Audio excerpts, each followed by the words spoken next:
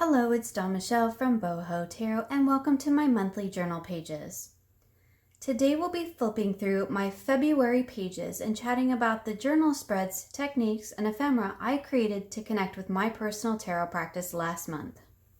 So February was a pretty short month, as we know, and I didn't use a lot of pages in my February insert.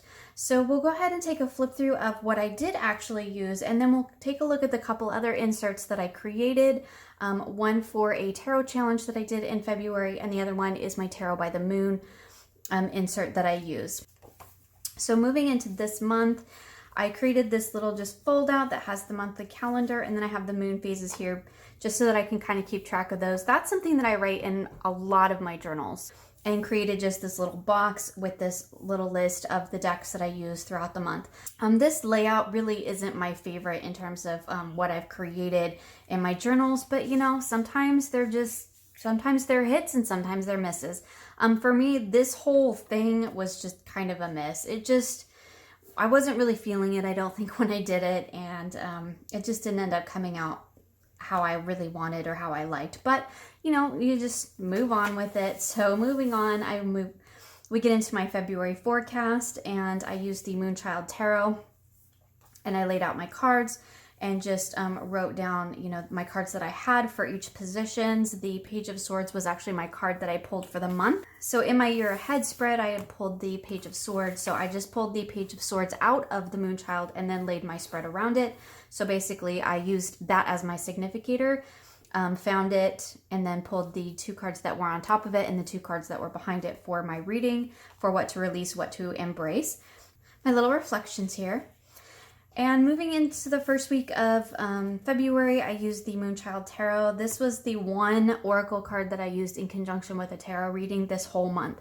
So as I mentioned in my reflections, if you watched that video, I didn't use oracle in conjunction with tarot this month for the most part. I just used tarot all on its own, or I used multiple tarot decks together. It was a fun reading to do. I enjoyed it. And then we have where I did, I pulled one of the archetypes deck and just did a little bit of, it was kind of an in the moment thing, pulled it in here. I had originally planned to expand more on it, thus the reason this page is blank. Never got around to that. So you know, I leave that as a reminder to myself that there was more, and maybe this is sort of symbolic of the space where the seed is ready to be planted to grow. So here we have a color pencil drawing that I did of one of the Devas of Creation. Basically, I pulled a Deva of Creation because I pull one periodically throughout the month. And I realized at that point when I tried to print it that my printer was out of black ink. So I decided just to recreate the card in my journal using colored pencil. And it was actually a lot of fun, but it was quite a bit of work. Then we have just some different layers in here. This was one of the Guardian Angel Tarot cards that I pulled just for a sort of self-care message. I didn't even write the date on here. Sometimes I don't. Sometimes I forget. And I did some stickers around it. I was playing with stickers throughout February, as you can probably tell, or you will definitely be able to tell here soon. Extra sticker there. Moving into the next week of February, I was back to using my Solera Culto Tarot. So I have my reading in here. This was my Monday reading. And then February, I pulled another 3 cards to just kind of expand on that reading a little bit more. And then on Friday, I pulled another 3 cards to just kind of do a sum up of that message. So moving into the next week, I was working with the Ember and Aura Tarot, and I just did a what do I need to focus on, just a simple 3-card reading, had my reflections. This particular page I had done in a tarot journal with me, so if you want to see that, I will leave a link in the description box below. So on camera we did this, put this page into my journal.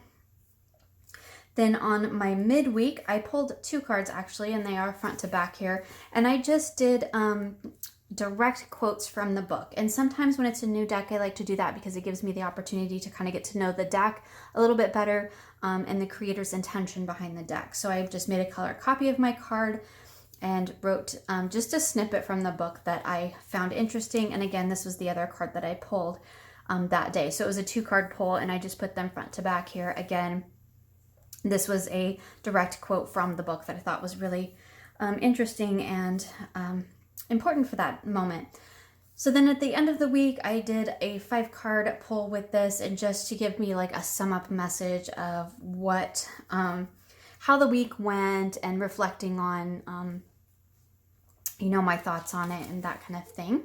And you can see here, it's a really brief write-up because sometimes I overwrite and I overthink my readings. So what I was trying to do throughout the month of February was to be more concise. So you'll see that a lot of the messages in my journal are very short. And what I'm practicing, what I'm working on, is taking these a little bit larger readings and really condensing them down just to the most important part. Because sometimes I have a tendency to write and write and write, and sometimes I get a little bit lost in my own reflections.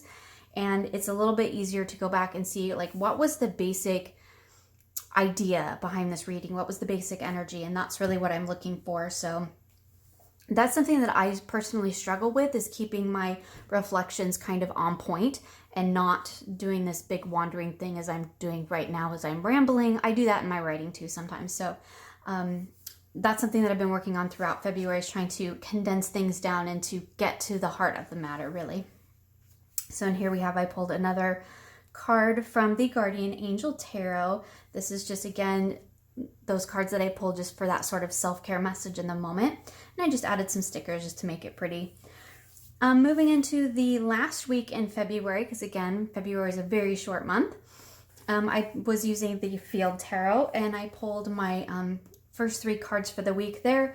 And again, you can see, like, I really condensed this down. Just like, here's the heart of the message. And that's really what I was working on throughout the week. And then here we have my midweek check-in, and again, just condensing that message down. I only pulled 2 cards. Sometimes I pull 2, sometimes I pull 3, sometimes just 1. But I try to keep it, those midweek check-ins pretty quick and easy, so to speak. You know, not huge drawn out things. Those are usually the bigger readings that I do. Are usually on Fridays. And here I just doodled the little 6 swords and the 5 pentacles on top. Just, I don't know, just because. And then my wrap-up message for that week was on Friday. And again, here was the reading that I did, and just printed the copy of it off. For this one, I actually mixed 2 tarot decks. So I used the Moonchild Tarot and the Field Tarot. And those actually worked really well together. I was kind of surprised. And what I've been doing is pulling a Devas to move me into the next month. So my Deva that I pulled to move me into March is the Initiator. And then I just wrote a little quote from the book. Really, I probably should have put quotation marks on here. I do try to, whenever I use, just do a little journaling on camera, whenever I use a direct quote from a book or a deck or whatever, anytime I use a direct quote, something that's not my original writing, I try to make sure to include quotes in here, because that way when I look back at this journal later on, I will know that I didn't actually write that. So I don't ever want to like take credit for something that I didn't write. So by including the quote, it just reminds me that that's an idea that's not my own. I just copied it down so that I would remember it. And then I did a sort of wrap-up reading for February. So I used the 1 card from the Moonchild, and then I pulled 4 cards from the Field Tarot and 3 from the Emperor and Aura, and just really condensed that message down. And that leads us to my February reflections, which is where I do my 3 writing prompts. And I do keep those on this card right here, which I've shown before, but this is just an extra card from the Llewellyn Tarot, and I just made a little journal card out of it with my 3 monthly questions so that I can always make sure to remember to reflect on those every month. So I have my February reflections for how did I honor my practice this month, what were my challenges, and what brought me joy. Now, here's the thing. With February, I made this insert way too big, but I didn't even make it halfway through. So here's the last page I did, and I'm still 2 pages to the center, and I have all of this that's now blank. And I gotta tell you, that really doesn't thrill me. Like, that's a lot of wasted space. But because the way this book is hand-bound, I can't really pull these apart because everything, I can't take out any pages because this is all the other side of these pages. So, and I'm going to talk a little bit more about that here in a few minutes, but just in case that's not something you're interested in, let's go ahead and finish up looking at the journal. So this was my little insert that I made for the in-bulk divination challenge from Lion Hearts, and I've had several people ask me. This is a challenge, a tarot challenge that is available every month. Not this particular one, it changes every month, and it's just, if you go to @LionHearts on Instagram, and I'll leave a link in the description box below, you can follow along every month. And there's wonderful prompts. They're all themed, and there's a lot of effort put into these. You can tell the questions are great. There's all these great graphics that go along with it. So I highly recommend it. It's a lot of fun. So here I have what was written. And again, I didn't do the quotation marks. I don't know what is up with me in quotation marks this month.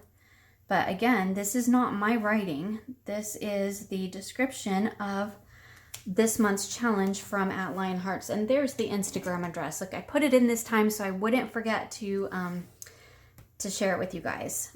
So this is, again, another just kind of junk journaled insert that I created with some book pages and some craft paper. So for this particular one, I did all the prompts in their little 3 prompt sections. And all of those are on the craft paper, and then I did my actual readings on the dot grid paper.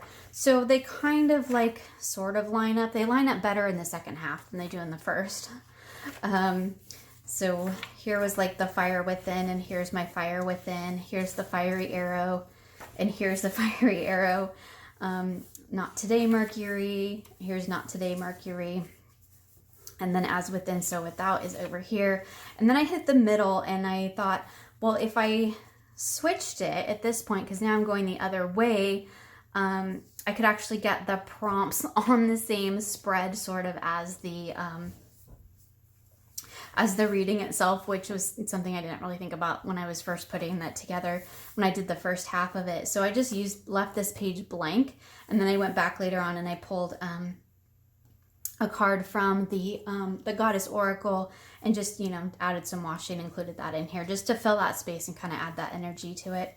And then I have the New Moon, Good Old Me. So here's that one over here. I'm going to tell you right now, under this washi tape, I wrote the wrong title, and then I put whiteout over the top of it. And this is cream color paper, so the whiteout really stood out. So then I put a piece of washi over it. And then I kind of like that. So then I went back. So the washi that we see on these particular pages, I went back and added those in later because I liked the look of the washi on this particular page. So then I used it moving forward. So now you can see that my pages and my readings are on the same spread, which is really nice. I didn't plan it out really well to begin with, but and then we have through the 29th. And then again, I have a few extra pages in this one as well, but it's not a ton. So, and some of them are decorative, so it really doesn't bother me. There's like really one just extra blank page, which I could have done a wrap-up reading, and sometimes I do like to do that, but I just didn't have time in February. February was super busy, and it's a short month, so it's like really hard to get everything done. And finally, we have my Tarot by the Moon, and this is the journal that I'm using, or the insert that I'm using, the Dark Goddess Tarot in the Dark Days. And I just have my, again, sort of junk journaled look. I have my January readings in here. And then these are my 2 February ones, which I think I forgot to date. So here's our full moon in Leo, and I just, of course, have my reading. And then I have my cards and my reflection. And here was the new moon in Pisces, again, my reading, and then my reflection on the back. And so that is the extent of my February journal. So let's talk a little bit about like how this is actually working, because this is my second month I've used this journal. I do like this front part having this sort of dashboard that I have here. However, I will be perfectly honest that sometimes I forget it's in here, and like I forget that I have things in here that I was intending to do. Like decks to work with. Well, I've worked with some of those. I didn't mark it off. Deck wish list, that's kind of changed. I haven't marked it off. I do like that I have my my year ahead readings in here, and that's been great. So all that's working out. I did leave space for a wrap up at the end of the year. And I do like having every month having its own insert, but the issue that I'm having is that I'm having a hard time exactly figuring out how many pages each one needs to be. And that's meaning that sometimes I'm making inserts that are way too big. Like I think I mentioned in my January one that my January insert ended up being way too big too, but I kind of figured that out before I got too far into it. So I was able to unbind it in the middle and take a huge chunk out of the middle because I had just started into it. But with this one, I mean, I could unbind it and I could take out these 2 pages because here's the other side of these 2 pages. There's nothing written on them, right? But I can't take out this page because here's the other side of that. So if I take that out, I'm going to lose my reflections. So this is my issue. And so now I've got all this paper in here that is kind of just going to go to waste because this insert is for February and February is over. So yeah, that's been something that's been kind of, you know, I've been thinking about. I did have to add a separate binder in here to get 4 inserts instead of the 3, that's fine. That's not really a problem. I just really wanted to mention it. I like having the separate insert for the challenges. That is a bit easier for me to figure out because I basically do the challenges in 3s and I always use 1 page per challenge. So, or in this case, I had, you know, one of these sheets and a page per challenge. So I can figure out how many pages I need to have. The Tarot by the Moon one is fine because again, same thing. I have an exact number of pages, an exact number of spreads that I'm working with. But it's really this the monthly one that's causing me issue. And to be perfectly honest, like I'm kind of considering moving into a different system for this. If you've checked out my other channel that I created, which I mentioned in, I think a couple of different videos now. I mentioned it in a tarot journal with me, and I mentioned it in my monthly reflection. But I've been using some, this one's at hand. I wouldn't use one this big, but this is the disc bound happy planners. And I have several of these now that I use for different things. There is one that is approximately this size. Let me grab it. So here's another one that's, you know, quite a bit smaller that would work, but it's, you know, it's roughly the same size as what I've got. So I think space-wise it would be fine. But the one thing that this does, and I'll just show you in the back here, is that the pages are removable and you can put them back in. So that means you can move things around. That means when you have issues like I have here where I have way too many pages, it's not really a big deal. I can just take them out or, you know, just start the next month here because I could divide them up into, you know, little tabs. Like here I have, you know, just little dividers in here. So I could use different ones. But anyway, that's just something I'm playing with because as much as I absolutely love this cover, this is a little bit more difficult to work in than I really thought it was going to be. And I think that it's just after working in these for the last month where I can real quick pull pages in and out. That's like super appealing. So I could just, you know, take a page out and I can do my journaling on it and I could pop it back in and away we go. And I wouldn't have the issue that I'm having here with all these pages that are now just going to go to waste. And working in it is a little bit more difficult. I've been actually just taking these inserts out, but that's again because I've got the extension insert here, whatever. I don't know. Anyway, so that's just kind of my thought process on that. I'm kind of leaning towards maybe trying something else and maybe trying the disc bound for a month and see if I like that any better. I do like my traveler's notebooks and I use them for a lot of other things. But for this particular, for my tarot journals, I'm wondering if it might actually be, you know, really beneficial to use one of these disc bounds so I can move the pages around and things of that nature. It's not like my tarot journal leaves my tarot table or my craft table. I mean, it's always here, so it doesn't really need to go anywhere. But I do love this cover. Wonder if this, like if I made one that's this size, I might actually be able to get it to fit in there. I don't know. Might be something to play with. So that's just kind of my thought process. I'm a couple months into the Traveler's Notebook now, so I thought I'd just kind of chat a little bit about some of the benefits and some of the struggles that I'm having with it. I haven't 100% decided what I'm going to do in March yet, and I really need to get that situated because we need to get going on that. But we'll see what I end up doing, I guess, when it gets to the end of March. Thank you for joining me for this flip through of my February journal pages. If you'd like to find out more about any of the decks that I used last month, check out my February reflections video, which you will find linked in the description box below. I hope you enjoyed this flip through of my journal and will join me again soon for more creative tarot for an inspired life.